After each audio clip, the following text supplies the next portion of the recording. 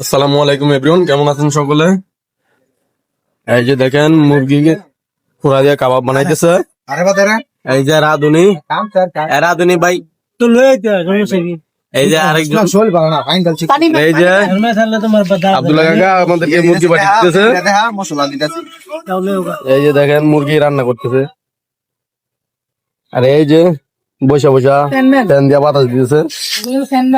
এই যে আরেকজন বড় মানুষ, এইদিকে আরেকজন শুয়ে আছে, উনি অনেক ভালো মানুষ, কাউরে ডিস্টার্ব করে না। উনি দেখেন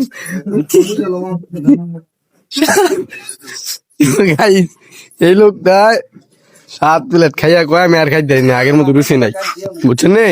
তো এখন তো মুরগি শুধু 10 কেজি, এগুলা ওনার পক্ষে কিছুই না, একাই খাই লাগবো। বিয়া করে নাই আর কি, বুড়া হয়ে যেতেছে, বিয়া করে নাই, এর জন্য এই অবস্থা, বেশি খাইলা। আর এই যে দেখেন মুরগি পোড়া দেওয়া শেষ।